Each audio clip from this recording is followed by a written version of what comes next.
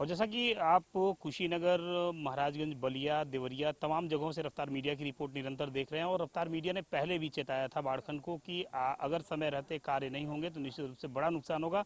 और वही स्थिति आज यहाँ पर देखने को मिली है। रफ्तार मीडिया की खबर का असर एक बार फिर से होता हुआ दिखाई दे रहा है। हमने पहले ही चेताया था कि बाढ़ से पूर्वांचल को बचाना है और हम तमाम बंदों पे जाके खबर को कवर कर रहे थे। मैं इस वक्त कुशीनगर जनपद के खड्डा तहसील के 0 नंबर बंदे पे हूँ और 200 मीटर की दूरी पर चंदा के समीप यह बंदा जो है आप देख सकते हैं कटा हुआ है। 2 दिन हुए कटे हुए। अभी हालांकि जो राहत कार्य है वो जोरों से जारी है, लेकिन अगर हम बात करें तो यहाँ पर जो बाढ़ खंड की अनियमितता है, जो बाढ़ खंड की शिथिलता है, वो देखने से ही बनती है। क्योंकि इस तरह के काम जो है, इस तरह के काम हर वर्ष कागजों में कर दिए जाते हैं, पैसे उन काम के एवज में उठा लिए जाते हैं, लेकिन ये काम धरातल पे अगर होते तो निश्चित रूप से ये स्थिति आज नहीं होती। इतना ज़्यादा कटान है, ये तो कहिए कि समय रहते ग्रामीणों ने अधिकारियों को चेता दिया और ये कटान होने से बच गया, नहीं तो स्थिति कुछ और होती। हमारे बीच में यहाँ के जो स्थानीय लोग हैं हम उनसे बात करते हैं और ये जानने की कोशिश करते हैं कि क्या कुछ घटनाक्रम रहा और कितना नुकसान होता। क्या नाम है आपका? संदीप श्रीवास्तव। यहाँ पर जो पीछे ये कटान हुआ है, इसका इसका दोषी आप किसे मानते हैं और क्या कुछ पूरा घटनाक्रम रहा है? ये जो कटान नहीं हुआ है, ये अधिकारियों द्वारा जो है मिली भगत साजिश के तहत, उनकी लापरवाही के तहत ये कटा हुआ है। ऐसा नहीं है, ग्रामीण पहले ही बताते चले आ रहे हैं कि यहाँ पर रेनकट हो रहा है, लेकिन प्रशासनिक अधिकारियों ने बिल्कुल ही ध्यान नहीं दिया। क्योंकि कहीं न कहीं हम लोग अधिकतर देखते चले आ रहे हैं, प्रत्येक साल देखते चले आ रहे हैं कि बरसात हुई नहीं, थोड़ी सी नदी में पानी बढ़ी नहीं कि हम लोग का कहीं न कहीं बंधा हमेशा कटता है। ये अधिकारी साल भर एकदम बैठे हुए रहते हैं और ये इंतजार करते हैं कि ऐसी सिचुएशन आए ताकि इनको जो है फ्लड के नाम पर, आपदा के नाम पर कमाने का एक अवसर प्राप्त हो।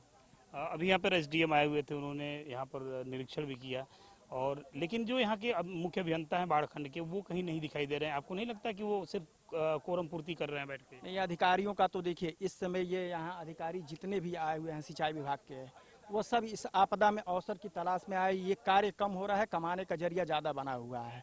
पिछली बार भी जब हम जिला पंचायत सदस्य थे, उस समय मदनपुर के आसपास जो है जब ये कटा हुआ था, एक दिन में वो नहीं कटी थी और ये भी आज एक दिन में नहीं कटा है। ये धीरे धीरे जब रेनकट होता है, धीरे धीरे जो है रैट होल होता है और इनका काम होता है, इनके पास एक बजट होता है कि ये जब बरसात अभी न शुरू हो, नदी में पानी ज़्यादा ना हो, उस समय ये उसको सही कराएं। लेकिन ये कुछ नहीं करते हैं। ये लोग चाहते हैं कि ये बंधा कटे, ग्रामीण फसल सब बर्बाद हो और उस समय इसको बनवाने के नाम पे करोड़ों रुपए वारे न्यारे हों। हमारे बीच में यहाँ के और भी कुछ लोग हैं। क्या नाम है आपका? आनंद कुमार सिंह। आनंद जी, यहाँ पर ये जो घटनाक्रम हुआ है इसको आप कैसे देखते हैं? देखिए, बुधवार की सुबह ही पानी गैनही ड्रेन में जाना शुरू हो गया पानी का, लेकिन विभागीय अधिकारियों का लापरवाही है। वो लोग देर शाम जागृत हुए, तब तक पानी गैनही ड्रेन में बहुत से ज़्यादा रिसाव होने लगा और बंधा धंस गया। और बंधा धंसा, उसके बाद भी ये लोग दिन रात में महाराजगंज और कुशीनगर खेलते रहे। महाराजगंज के आला अधिकारी मौजूद रहे, लेकिन कुशीनगर के उस रात न बाढ़ खंड के एक्सीएन आए, न एसडीओ आए, न जेई आए। हम लोग 11-12 बजे तक यहाँ रात को हम लोग मौजूद थे, लेकिन कोई अधिकारी नहीं दिखा। तो आपको क्या लग रहा है कि इसमें मतलब जो गलती है, जो जिम्मेदार है, वो बाढ़खंड दिखाई दे रहा है क्या? जी, एकदम बाढ़ खंड की ही गलती है। जब दिन में सूचना मिल गई तो वो लोग काम क्यों नहीं किए? और कभी यहाँ पर अभियंता जो है वो दिखाई दिए इस दौरान? नहीं, अभियंता तो कल से दिख रहे हैं। अभियंता कल आए थे, एसडीओ साहब भी आए थे, जेई साहब भी बाढ़ खंड के आए थे। तो अब क्या लग रहा है कि बाढ़खंड को किस तरह से काम करना चाहिए? ये काम आप लोगों के हिसाब से ठीक हो रहा है कि इसमें भी कुछ और मतलब उन्नति की आवश्यकता है? काम तो हो रहा है, लेकिन काम में तेजी नहीं होने से अगर नदी का जल स्तर बढ़ा तो जो काम हो रहा है, जब पानी ऊपर होगा तो ये जो काम हो रहा है, ये अभी बोरियां धंस जाएंगी और फिर यह बंधा जो 1-2 मीटर बचा है वो अभी टूट जाएगा। कहने का मतलब ये है कि यहाँ के जो लोग हैं उनका ये कहना है कि आपदा में अवसर यहाँ के जो अधिकारी हैं वो देख रहे हैं। ये जो चंद बोरे लगाए गए हैं, ये बोरे टूट जाएंगे, गिर जाएंगे फिर से, और फिर जो है नए तरीके से नया जो है बजट वो आवंटित होगा। हालांकि उत्तर प्रदेश सरकार ने और उत्तर प्रदेश के जो जल शक्ति मंत्री स्वतंत्र देव सिंह ने जो है दोनों हाथ खोल दिए हैं, लेकिन जो बाढ़ खंड के अधिकारी हैं वो सुधारने का नाम नहीं ले रहे हैं। हमारे बीच में एक और युवा है, उनसे बात करते हैं। क्या नाम है आपका? जी, मेरा नाम विनय कुमार सिंह है। विनय जी, यहाँ पर जो पूरा घटनाक्रम हुआ है उसके विषय में जरा बताइए। घटनाक्रम यही है कि जैसे बुधवार को सुबह ही रिसाव होना शुरू हो गया था, तो यहाँ पे मौके पे जो किसानी करने के लोग आए थे उनके द्वारा सूचना मिला। हम लोग आला अधिकारियों को सूचित किए लेकिन अधिकारी समय से पहुंचे नहीं। देर शाम को कुछ लोग आए और रात में आखिर 10:30 बजे लमसम ये बंदा धंस गया। रात में हम लोग 11 साढ़े 11 बजे तक थे, सूचना दिया गया। उसके बाद आला अधिकारी अगले दिन से थोड़ा सा काम शुरू हुआ है, लेकिन काम शिथिलता है कहीं ना कहीं, संतुष्टिजनक नहीं है। संतोषजनक नहीं है। तो ये हाल है बाढ़खंड का। आप अंदाज़ा लगा सकते हैं जो स्थानीय लोग हैं वो पूरी तरह संतुष्ट नहीं हैं।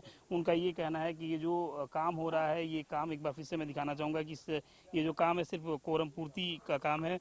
आपदा में अवसर तलाशने का काम है। जो अधिकारी हैं वो पूरी तरह से अगर 1 वर्ष तक जागृत रहते तो निश्चित रूप से इस तरह की घटनाएं नहीं होती। तमाम रैन कट, रैट होल जो है इस बंदे पे आपको दिखाई देंगे, लेकिन फिर भी जो अधिकारी हैं वो कभी शायद ही अपने केबिन से निकलकर इन जगहों पर आने की कोशिश करते होंगे या फिर यहाँ के जो लोग हैं उनकी सुध लेने की कोशिश करते होंगे। हालांकि इस बंदे के कटने से तमाम जो फसलें हैं वो फिलहाल अभी नुकसान होती हुई दिखाई दे रही हैं और अगर इसी तरह काम चलता रहा तो निश्चित रूप से आगे आने वाले दिनों में और भी नुकसान हो सकता है।